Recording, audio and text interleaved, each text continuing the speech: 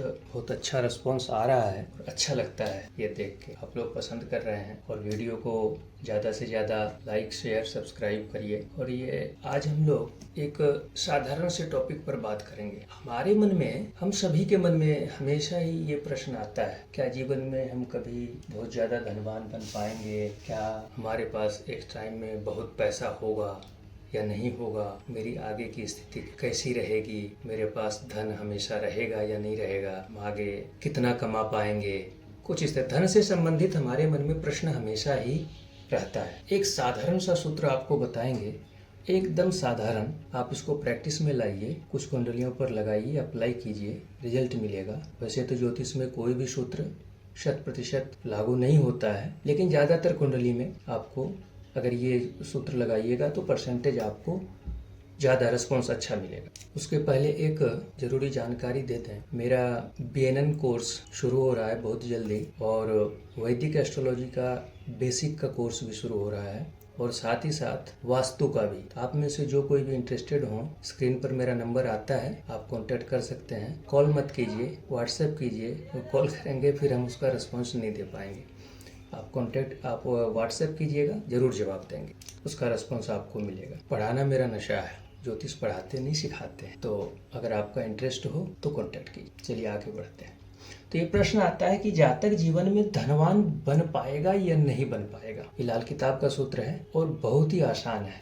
अगर किसी पत्रिका में लग्न में द्वितीय भाव, लग्न में या द्वितीय भाव में या तृतीय भाव में या चतुर्थ भाव में या पंचम भाव में या षष्ठम भाव में, यानी या एसेंडेंट में या सेकेंड हाउस में, थर्ड हाउस में, फोर्थ हाउस में, फिफ्थ हाउस में या सिक्स्थ हाउस में जुपिटर हो, और साथ ही साथ 7th हाउस में, 8th हाउस में, 9th हाउस में, 10th हाउस में, 11th हाउस में या 12th हाउस में सैटर्न हो, यानी 2 पार्ट में ये कॉम्बिनेशन है। पहला कंडीशन, गुरु लग्न में या द्वितीय भाव में या तृतीय भाव में या चतुर्थ भाव में या पंचम भाव में या षष्ठम भाव में हो, साथ ही साथ शनि 7th भाव में या 8th भाव में या 9th भाव में या 10th भाव में या एकादश भाव में या द्वादश भाव में हो। फिर से समझिएगा, जुपिटर लग्न से लेकर 6ठे भाव में कहीं भी बैठा हुआ हो इस पार्ट में, साथ ही साथ शनि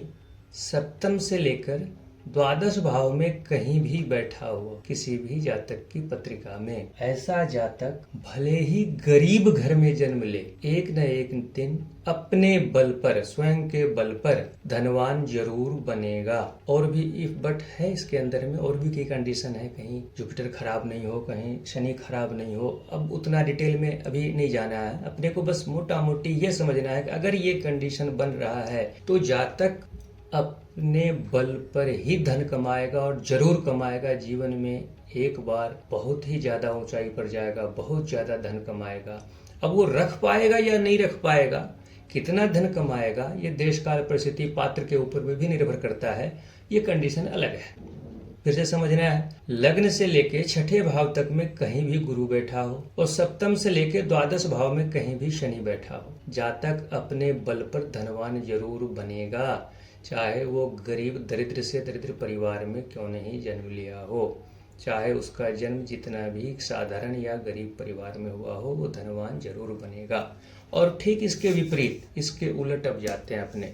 अगर लग्न में या द्वितीय भाव में या तृतीय भाव में या चतुर्थ भाव में या पंचम भाव में या 6ठे भाव में शनि हो, और साथ ही साथ 7th भाव में, 8th भाव में, 9th भाव में या 10th भाव में या एकादश भाव में या द्वादश भाव में, अर्थात लग्न से लेकर 6ठे भाव में कहीं भी शनि हो, साथ ही साथ 7th भाव से द्वादश भाव के बीच में कहीं भी जुपिटर हो, ये जातक भले ही धनवान परिवार में जन्म ले, एक न एक दिन बहुत ही अभाव का समय आ जाता है इस जातक के पास। इस जातक को कभी न कभी अर्थाभाव का संकट झेलना ही पड़ेगा। आर्थिक रूप से एक न एक समय इसको विपन्नता झेलना ही है।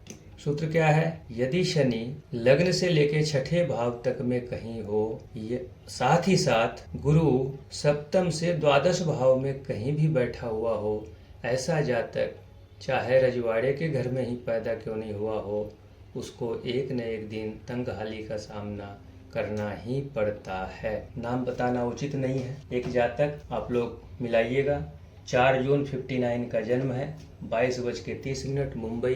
बहुत बड़ा घराना है, बहुत बड़ा घराना है। इशारा समझ रहे होंगे आप लोग, समझदार हैं। पैतृक कारोबार में हिस्सा मिला और एक टाइम सारा सब कुछ बर्बाद कर लिया। अब उस जातक की उन्नति कब होगी? जब नेक्स्ट जनरेशन, उसके संतान में से कोई अगर वो काम अपने हाथ में ले ले, तभी उस जातक की उन्नति होगी। उस जातक में क्या है कि ये दोनों ही चीज लागू हो रहा है एक ही पत्रिका में। जुपिटर उसका 11th हाउस में है और साथ ही साथ 12th हाउस में वो मकर लग्न की पत्रिका है और धनु में सैटर्न बैठा हुआ है और वो रेट्रो है।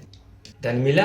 अब जुपिटर यहाँ बैठने के कारण वो रख नहीं पाए। एकादश भाव में जुपिटर, कंडीशन क्या है? एकादश भाव में जुपिटर हो तो उसको तंगहाली का सामना करना पड़ेगा। वो अपने हाथ से खानदानी संपत्ति, पैतृक संपत्ति या जो भी संपत्ति उसको अपने पुरखों से, बाप दादाओं से मिला हुआ, उसका नाश कर बैठेगा अपने हाथ से।